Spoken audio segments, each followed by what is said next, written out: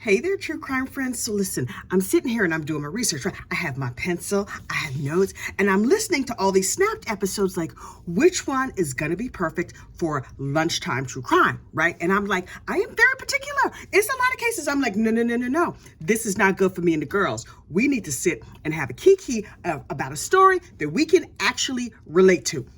And then I found it. Look, now, I sincerely hope that none of this happens to me or to you, but this story is ripe with folks for us to shade. But first, hit the like button. You know the rules. When you show up, you just click your true crime at lunchtime. You hit the like button. You get your fork, your salad. Ooh, Lord, this thing is making my head sweat. Okay, and then you sit back, and I always start off with the crown, and then I'm just like, I'm gonna wear a crown for this whole video. And then I'm like, ooh, child, the flashes. Sometimes the flashes, they get me. Anyway, hit the like button. That means me and you go together. We like this. We like BFFs. Anyway, so what's this lady's name? Janice Bonnell. I just watched it, so like I have notes. I have copious notes, but you know I don't go off notes. This is just like off the top of the dome, just like that crown was. So look, Brett, was his last name Bonnell? Child, unclear, does not matter. Brett was this nice dude, right? He's living over there in Indiana.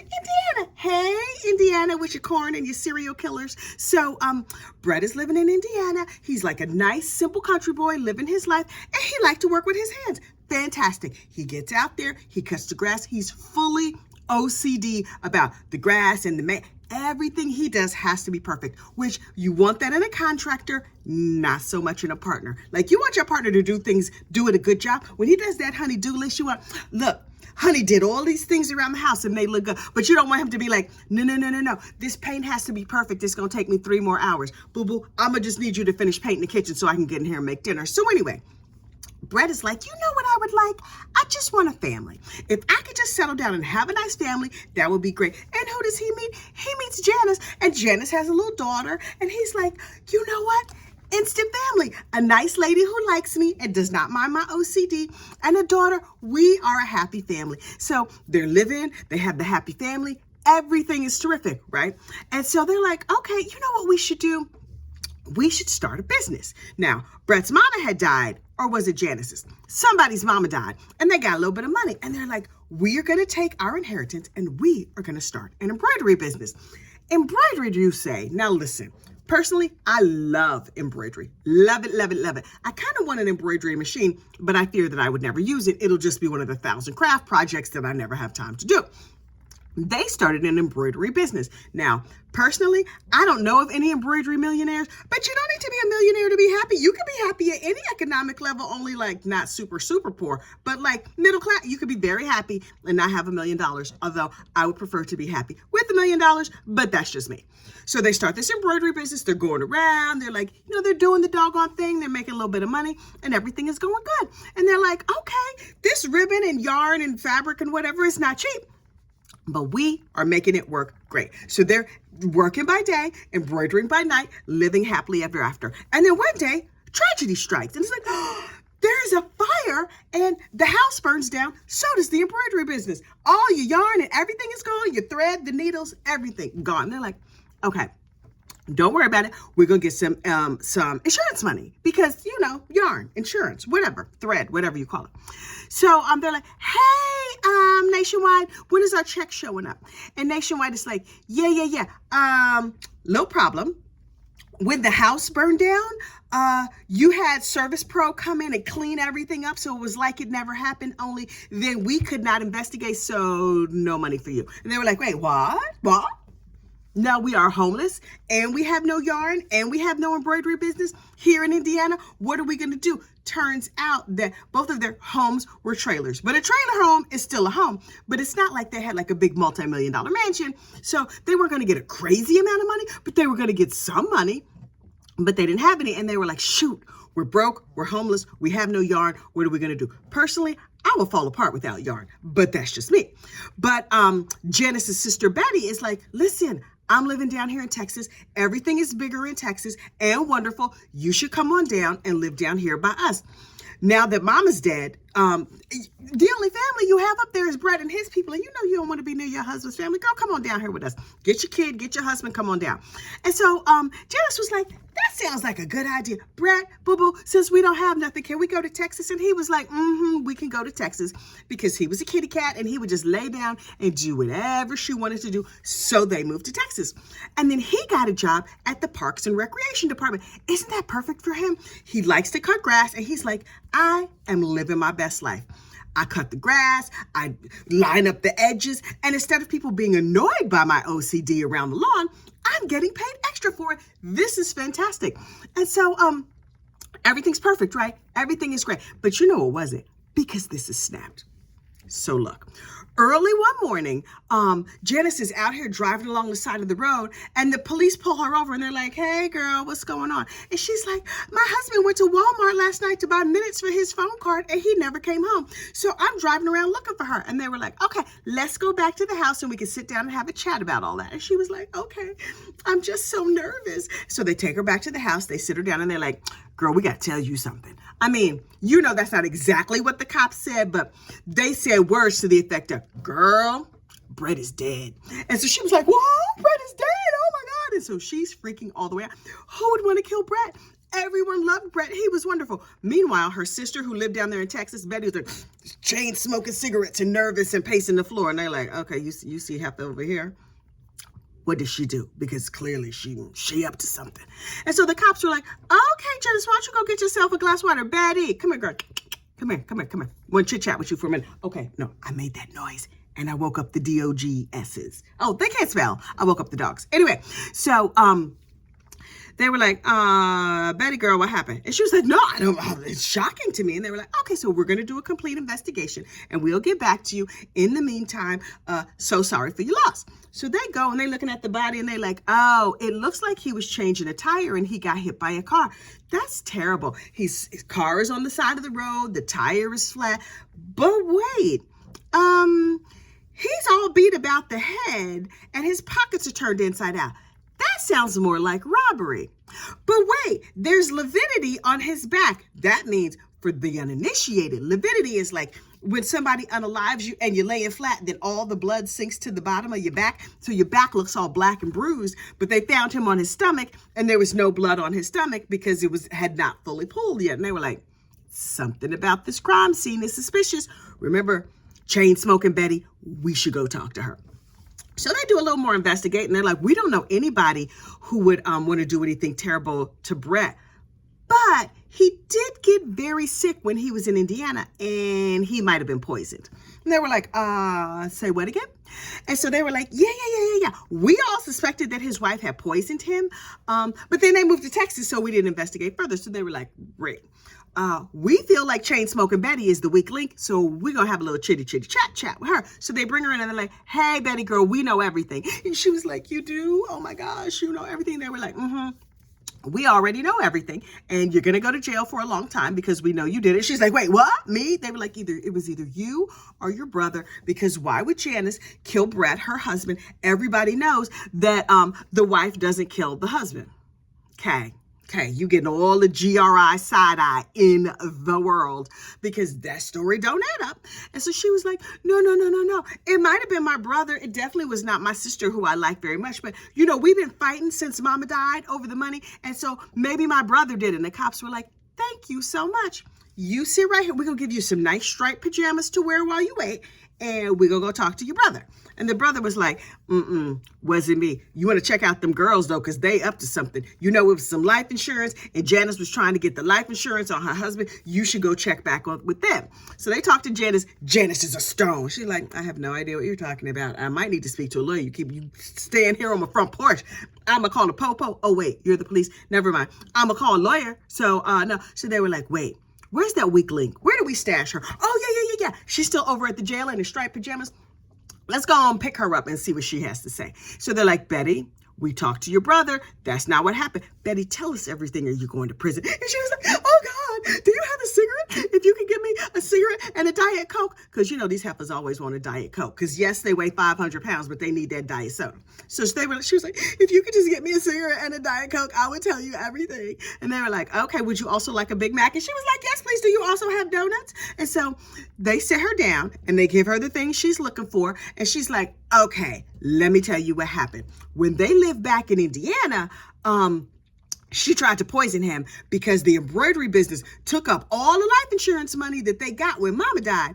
And they were looking for a way to like get some cash together. So they burned down the shed, they burned down their house, including the trailer that housed their business. But because they had Service Pro who came and cleaned up and made it like it never happened, not a commercial, just facts.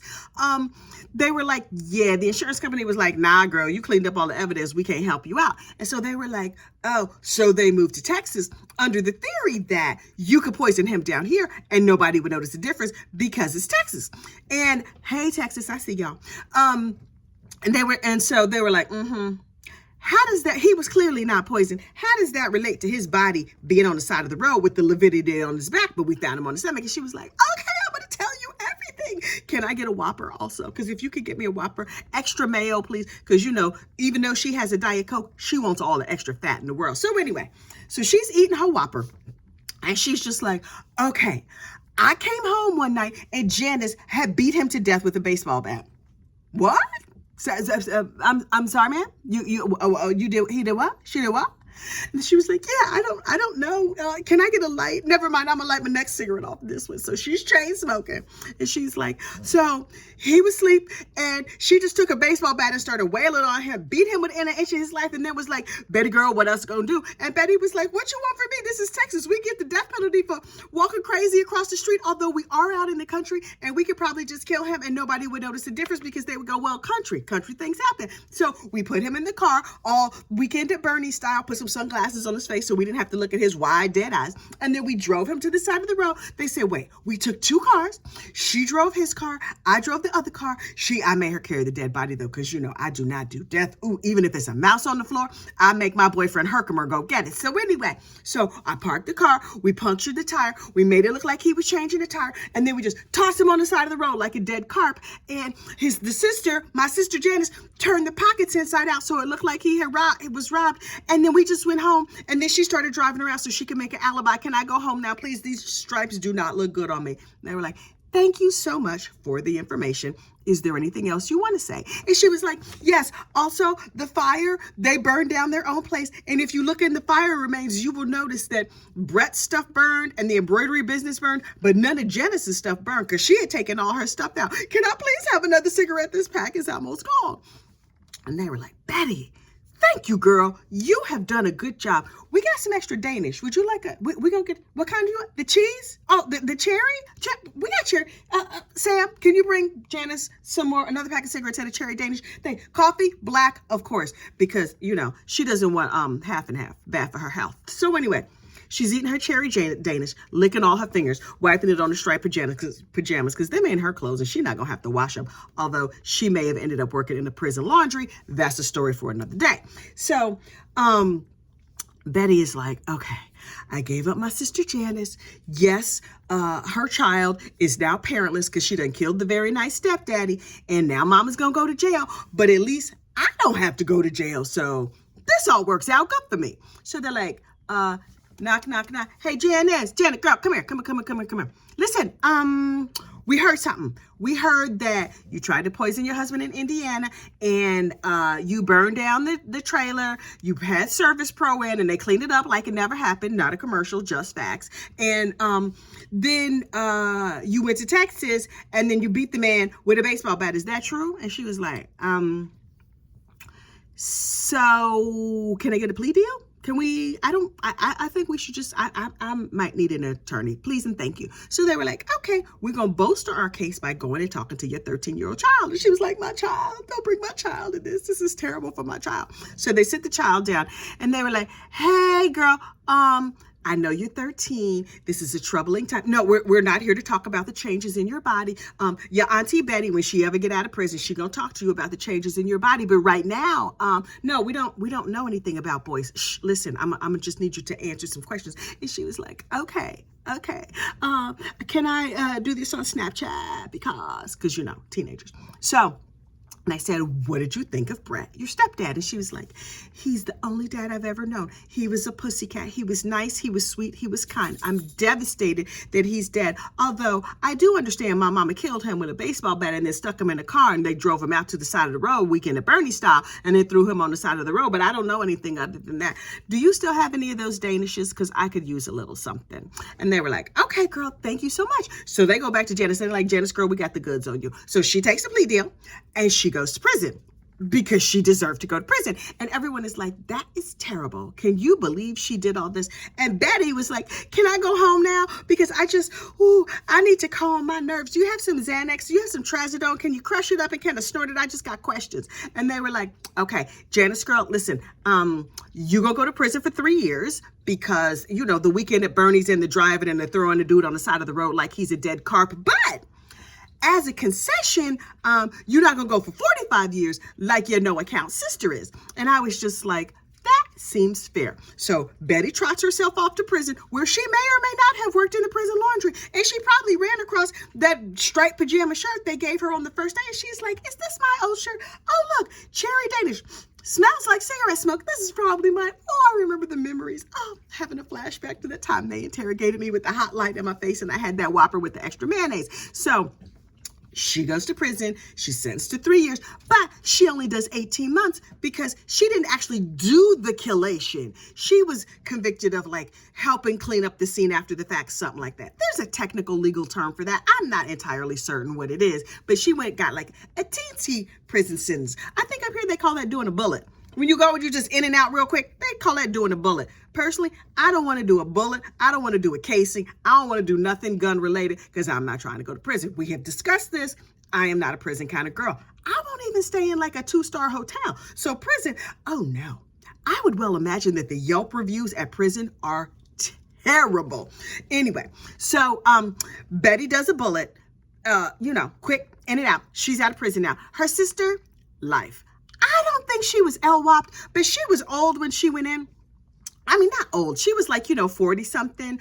By the time she does 30 years, child, that's life. That is life. That's her life. And then the daughter lived happily ever after with her father's family because really, she should probably stay away from her mother's family. They don't seem like good people. They have terrible health hazards. They're known to unalive people and drive them around Weekend at Bernie style with the dark glasses on. So look, that is your true crime at lunchtime. As an aside, apropos of absolutely nothing, I have to tell you the time about the deer that died in my yard. I alluded to it in another video. And then it occurred to me, maybe I should make that a separate apropos of nothing. Because child, I do go on and on. You know what? That's what I'm going to do. I'm going to make that a bonus video and then I'm going to load it up and then you can watch it. Because we know if these videos are too long, they take 500 years to upload and then I forget what I talked about and we ain't got free time like that. Okay, I'm going to make an apropos of nothing about the deer.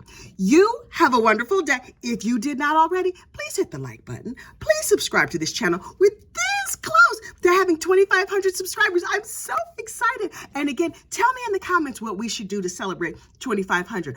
Ooh, I hope my numbers go up and not down. You look at this video and be like, how come she only has 300 subscribers? She talking about 2,500. What happened? Anyway, child, probably talk too much because that's what happens to me all the time.